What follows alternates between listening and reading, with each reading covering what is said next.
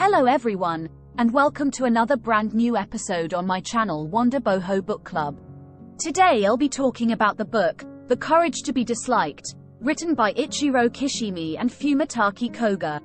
Ichiro Kishimi is a writer and lecturer on Adlerian psychology and provides counseling for youths in psychiatric clinics as a certified counselor and consultant for the Japanese Society of Adlerian Psychology. Fumitake Koga is an award-winning professional writer and author. He has released numerous best-selling works of business-related and general non-fiction. In The Courage to be Disliked, the authors offer insights on harnessing your inner strength to embrace your authentic self, shape your destiny, and cultivate enduring happiness.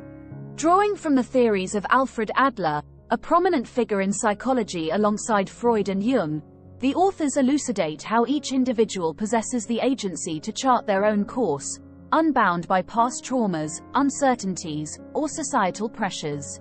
This philosophy advocates for personal empowerment, enabling us to confront our fears, break free from self-imposed constraints, and defy external expectations. Ultimately, it champions the transformative potential of embracing one's autonomy and courageously pursuing personal growth. Before moving ahead, please don't forget to subscribe to my channel. Part 1. Change is always a possibility. If you were to discover that there's a person living as a recluse in the building across from you, it's natural to quickly assume a few things. You might think they've experienced significant trauma, shaping the decision to isolate themselves from the world indefinitely. These assumptions often stem from the idea that our past experiences heavily influence our future actions. It's a common belief rooted in popular psychology that trauma is the driving force behind many of our behaviors.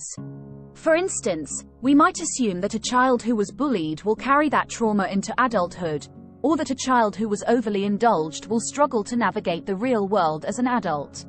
However, this deterministic outlook oversimplifies things. According to Alfred Adler, a psychologist from the 20th century, we're not bound by our past traumas. We have the freedom to shape our own futures. Not every person who experiences abuse or bullying grows into an awkward, dysfunctional adult. Adler's theories suggest that there's more to it than just past trauma. Consider the recluse across the street. What if they chose isolation because that's what they genuinely preferred? Perhaps their anxiety led them to prefer staying indoors. In essence, our psychological issues aren't set in stone. The reasons behind them can evolve, and we always retain the freedom to choose a different path. Part 2. Becoming attached to our specific perspectives. In our social circles, we encounter various types of personalities, often simplifying them into pessimists and optimists. It's easy to believe that people's characters are fixed, adhering to one category or the other as traditional psychology suggests. We tend to think that we fit neatly into predetermined boxes, regardless of whether we feel happy, cheerful, or moody. However, Alfred Adler offers a different perspective. He replaces the notion of personality with lifestyle, emphasizing that our moods aren't static and we aren't confined to specific categories.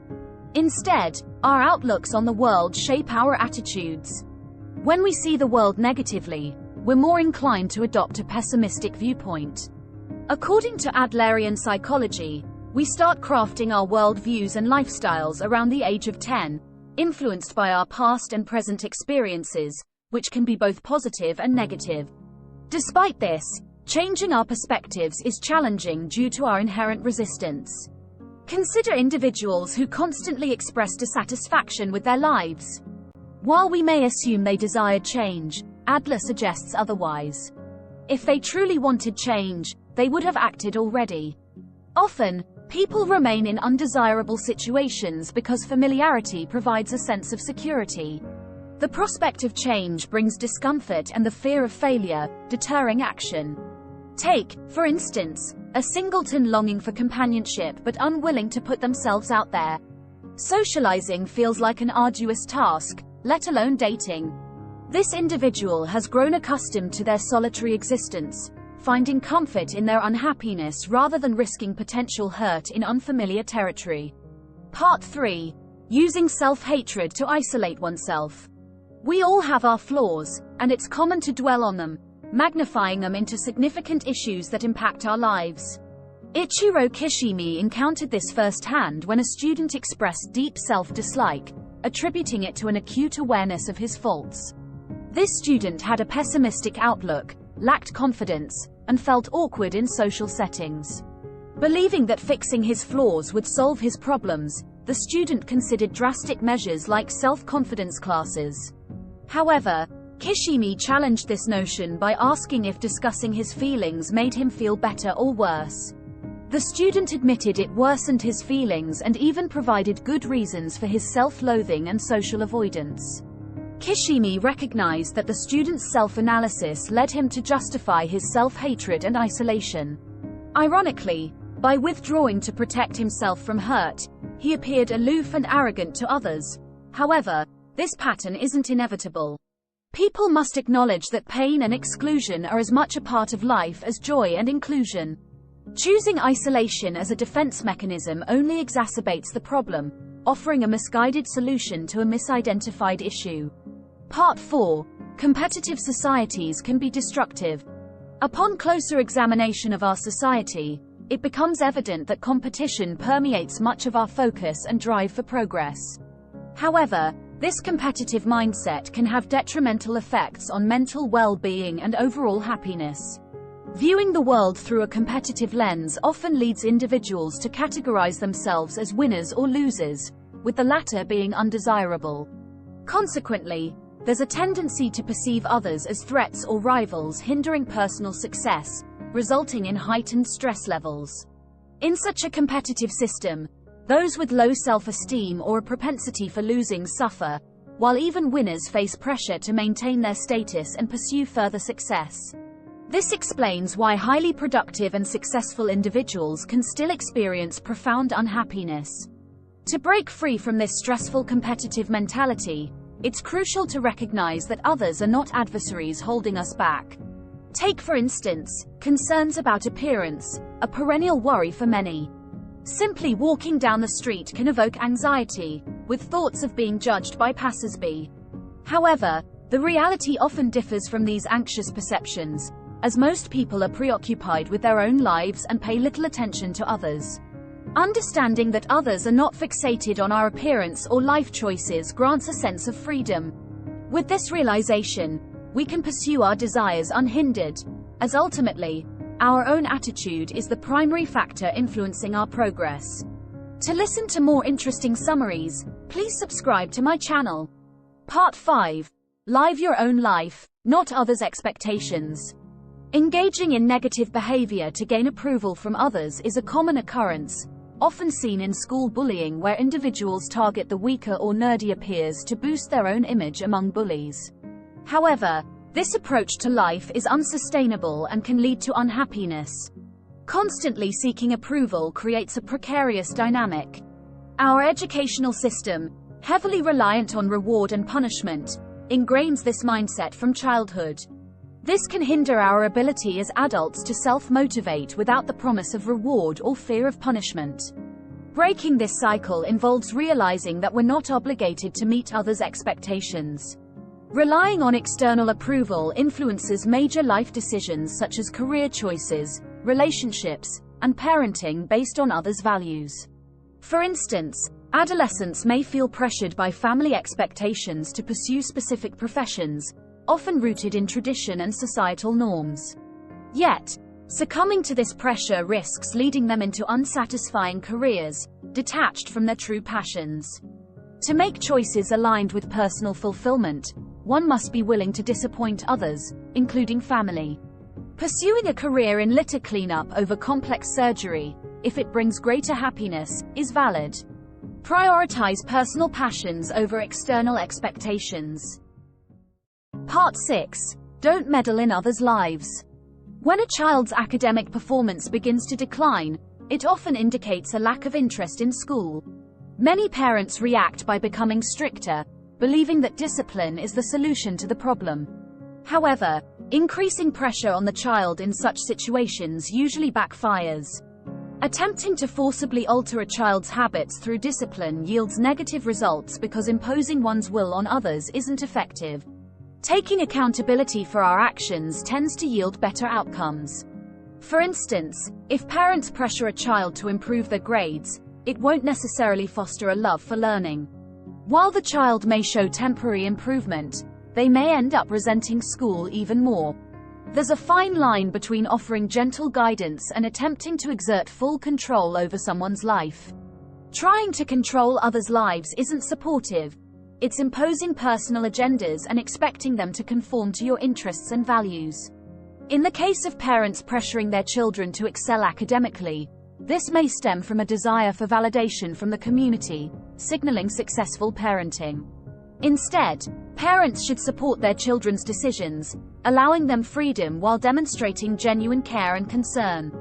This approach fosters independence and maturity, helping children develop a genuine love for learning and discover their true passions. Part 7. Inflating your ego is useless. In recent years, feelings of isolation and loneliness have surged, with many individuals sensing disconnection from society. However, the reality is that we are all interconnected within a vast global community. According to Alfred Adler, being part of a community holds immense significance for human beings. Yet, he extends this idea further by advocating for the concept of a global community. In Adler's view, community encompasses not just those we know or who reside in our neighborhood, but every entity in the universe, mineral, plant, animal, or human. The core notion is that by recognizing our role within this expansive community, we can find happiness and fulfillment. This realization transforms our behavior and mindset, shifting our focus towards caring for our surroundings and minimizing concerns over trivial matters. When we acknowledge that we are not the focal point of the universe and that our existence is part of a larger whole, our attitude becomes more positive. While it's natural to see ourselves as the central figures in our own lives, excessively magnifying our importance leads to detrimental outcomes. Adopting an egocentric mindset distorts our interactions with others, fostering negativity and imbalance. This attitude ultimately leads to frustration, as inflated egos are nearly impossible to satisfy. Therefore, it's essential to shift our perspective. Rather than expecting the world to cater to us, we should focus on what we can contribute to the world. This shift in mindset not only enhances our own lives but also enriches the lives of those around us. Part 8. Being self-centered and self-obsessed can lead to workaholism. Frequently indulging in thoughts of victimhood is a familiar pitfall for many of us. Adopting a victim mentality often stems from excessive self-absorption and an overemphasis on our own experiences.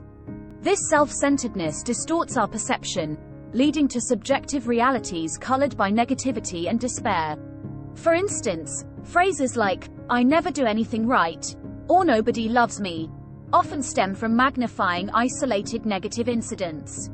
Self-obsession also manifests in harmful ways such as using work as a coping mechanism and becoming a workaholic. This behavior prioritizes gaining respect and admiration through work over meaningful social interactions, reflecting a selfish mindset. To achieve happiness, we must reassess our worldview. This entails cultivating independence, rejecting society's competitive ethos, and relinquishing the need for external validation. Additionally, we must recognize our place within the global community and strive to contribute positively. Conclusion: we need not feel confined to a fixed identity. The reality is, individuals have the capacity to evolve and shape their personalities based on their beliefs. Yet, this journey entails risks, including the potential for emotional pain. However, achieving success is always possible, and by reducing our concern for others' opinions, we can liberate ourselves to focus on personal growth and contribute positively to our global community. Thank you for watching this episode. Please don't forget to subscribe. Your comments, likes and shares are highly appreciated. See you soon in our next episode.